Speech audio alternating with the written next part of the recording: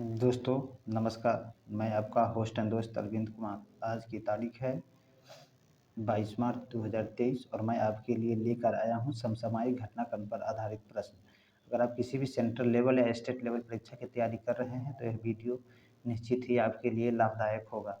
Video पसंद आए तो लाइक कीजिए, सब्सक्राइब कीजिए और अपने दोस्तों के साथ शेयर भी कीजिए। चलिए बिना समय गंवाए शुरू करते हैं। पहला प्रश्न है, आर्य समाज के संस्थापक कौन हैं जिनके 200वें जन्म दिवस को केंद्र सरकार द्वारा मनाने का फैसला किया है? तो आर्य समाज के संस्थापक है दयानंद सरस्वती। ठीक है, दयानंद सरस्वती आर्य समाज के संस्थापक है जिनके 200वें जन्म दिवस को मनाने का फैसला किया है। दयानंद सरस्वती का जन्म 12 फरवरी 1824 को हुआ था। ठीक है, और अब इसके बारे में विशेष देख लेते हैं। आर्य समाज के संस्थापक 1875 में दयानंद सरस्वती के द्वारा किया गया था। एक और बात बता दें कि आर्य समाज के संस्थापक दयानंद सरस्वती के द्वारा सत्यार्थ प्रकाश लिखा गया है। सत्यार्थ प्रकाश लिखा गया है।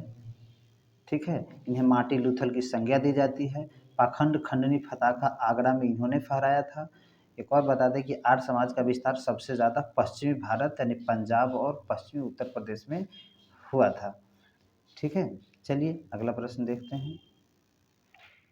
अगला प्रश्न है, अटल पेंशन योजना का नामांकन में 19-20 की तुलना में 21-22 में कितना प्रतिशत की वृद्धि हुई है? तो अटल पेंशन योजना की 19-20 की तुलना में 21-22 में 40% की वृद्धि हुई है। ठीक है, अटल पेंशन योजना 2015 में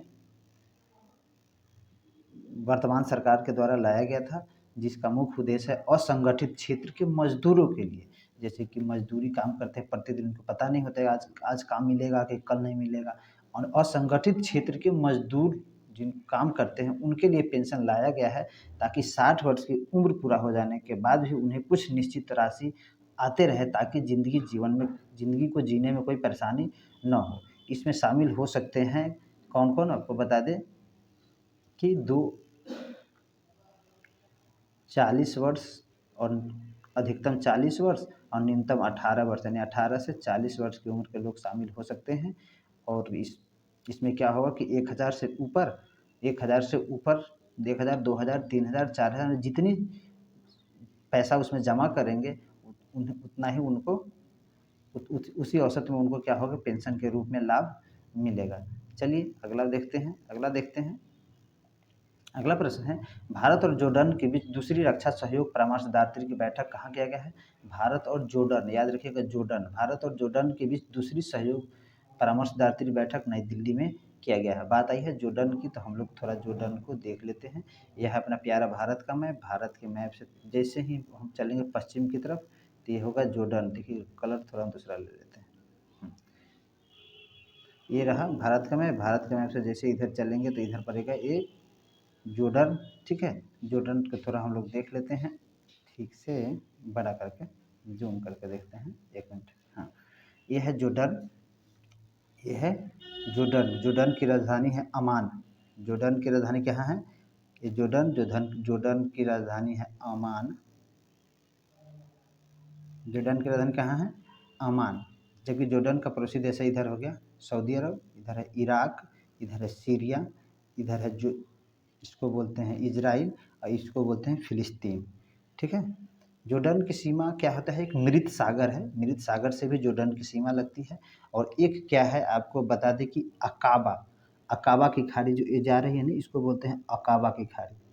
इसको क्या बोलते हैं? अकाबा की खाड़ी है। यानी कि जॉर्डन एक लैंडलॉक देश नहीं है। अकाबा की खाड़ी से इसके क्या होता है कि फारस की खाड़ी में इसकी जलीय सीमा से संपर्क करती है, जिससे क्या होता है कि अरब की खाड़ी में, अरब के हिंद महासागर में प्रवेश करती है। चलिए इसके अभी प्रधानमंत्री है उमर रजाक, और इसका माने कि वहाँ भी क्या है कि राजतंत्र है, तो उसके राजा है अभी अब्दुल्ला द्वितीय। चलिए अगला प्रश्न देखते हैं। अगला प्रश्न है, त्रिपुरा का पहला तितली पार्क कहाँ बनाया जा रहा है? तो त्रिपुरा का पहला तितली पार्क दक्षिण त्रिपुरा में बनाया गया है। जब बात आई है त्रिपुरा की, तो हम लोग त्रिपुरा को थोड़ा यहाँ देख लेते हैं। ये रहा त्रिपुरा, यह है त्रिपुरा, ये रहा त्रिपुरा। त्रिपुरा के 3 ओर से बांग्लादेश की सीमा लगती है, जबकि इधर मणिपुर और असम 2 राज्यों से सीमा इसकी लगती है। त्रिपुरा, तो हम लोग थोड़ा देख लेते हैं त्रिपुरा के बारे में विशेष। त्रिपुरा के राजधानी कहाँ है? अगरतला, और उसके राज्यपाल है सत्यदेव नारायण आर्य, मुख्यमंत्री है मानिक शाह। ठीक है, त्रिपुरा है। तो उसमें क्या जो अथी बना है ना जिस पार्क में, उसका नाम है तृष्णा वन्यजीव पार्क। तृष्णा वन्यजीव अभ्यारण्य उसके निकट है, माने उसमें विलुप्त जीव है, उसी के लिए उसको बनाया गया है। जबकि एक और बात बता दें कि त्रिपुरा ने हाल ही में कॉमन बर्डी राज का तितली घोषित किया है।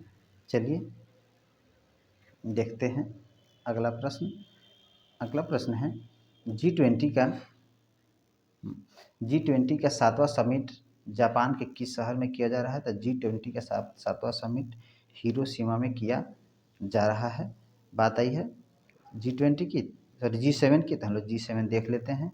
G7 में क्या होता है कि मुख्य रूप से भारत की सबसे अधिक प्रति व्यक्ति आय वाले देशों का एक समूह है, जिसमें क्या है कि अमेरिका है, कनाडा है, उसके बाद में फ्रांस है, जर्मनी है, इटली है, जापान है, और एक क्या बोलते हैं यूनाइटेड किंगडम है। इस प्रकार 7 देश शामिल है, जिसकी प्रति व्यक्ति सबसे ज़्यादा है। प्रति व्यक्ति इतने ज़्यादा है कि आपको बता दें कि इस कुल 7 देशों में विश्व की कुल 58% संपत्ति रखती है। इतनी प्रति व्यक्ति आय ज़्यादा है। ठीक है, चलिए जापान की बात आई है, तो जापान को थोड़ा हम लोग देख लेते हैं। यह है जापान का, ये है जापान मुख्यतः 4 द्वीपों से मिलकर बना हुआ है। इसको बोलते हैं होन्शु, इसको बोलते हैं होकाइडो, होन्शु, शिकोशु और क्यूशु। क्या फिर से याद रखिए, बार बार प्रश्न पूछे जाते हैं। होकाइडो, होन्शु, शिकोशु और क्यूशु। होकोडू, होन्शु, शिकोशु और क्यूशु, ये 4 आप याद रखिए, हमेशा ऐसे प्रश्न पूछे जाते हैं। यह होन्शु सबसे बड़ा द्वीप है। होन्शु जापान का सबसे बड़ा द्वीप है। इसी पर इसकी राजधानी टोक्यो है, और इसी पर इसके वर्तमान में जो शहर के नाम हिरोशिमा, इसी पर ही है। चलिए, जापान के भी प्रधानमंत्री हैं योशिहिदे सुगा। चलिए अगला प्रश्न देखते हैं। अगला प्रश्न है चीन के इंटरनेट उपयोगकर्ताओं ने प्रधानमंत्री नरेंद्र मोदी के सम्मान में कौन सा नाम दिया है? तो चीन के इंटरनेट उपयोगकर्ताओं ने प्रधानमंत्री नरेंद्र मोदी के सम्मान में मोदी लाओसियान नाम दिया है, जिसका अर्थ होता है सबसे महत्वपूर्ण और चमत्कारी। ठीक है, बात आई है चीन की, तो हम लोग थोड़ा चीन देख लेते हैं। यह है चीन, भारत के मैप से ऊपर तो चीन पड़ोसी राज्य है, आप जानते हैं। ठीक है, चीन क्या है कि विश्व में सबसे अधिक देशों से सीमा रेखा साझा करने वाला देश है, जो मुख्य रूप से 14 देशों के साथ सीमा साझा रेखा करती है। इसकी एक जलीय सीमा इधर है, कौन, इसको जलीय सीमा को बोलते हैं हम, इसको बोलते हैं दक्षिणी चीन सागर, इसको बोलते हैं पूर्वी चीन सागर। ठीक है, चलिए आगे देखते हैं। इनमें से कौन सा दिवस 21 मार्च को मनाया जाता है? तो बता दें कि इनमें से तीनों का तीनों दिवस 21 मार्च को ही मनाया जाता है। जैसे कि नाम क्या है, विश्व डाउन सिंड्रोम दिवस 21 मार्च को ही मनाया जाता है। विश्व कविता दिवस, ये भी 21 मार्च को मनाया जाता है। अंतर्राष्ट्रीय वन दिवस, ये भी 21 मार्च को मनाया जाता है। बता, तीनों दिवस इसलिए लिया गया है कि तीनों दिवस से ही प्रश्न पूछे गए हैं, इसलिए आप तीनों दिवस याद रखिएगा। अंतर्राष्ट्रीय वन दिवस, कविता दिवस, डाउन सिंड्रोम दिवस। आपको बता दें कि विश्व कविता दिवस का थीम है, क्या है, हमारे कवि बनो गध में भी, हमारे कवि बनो, हमेशा कवि बनो गध में भी, हमेशा कवि बनो गध में भी, किसका, कविता दिवस का है। जबकि डाउन सिंड्रोम दिवस का थीम क्या है, हमारे साथ नहीं हमारे लिए, हमारे साथ नहीं हमारे लिए। ठीक है, याद रखिएगा। चलिए अगला प्रश्न देखते हैं, नेपाल के उपराष्ट्रपति के रूप में किसने शपथ ली है? तो नेपाल के उपराष्ट्रपति के रूप में अभी शपथ लिए हैं राम सहाय प्रसाद यादव, राम सहाय प्रसाद यादव। जबकि नेपाल के अभी वर्तमान कौन प्रधानमंत्री है? पुष्प कमल दहल प्रचंड।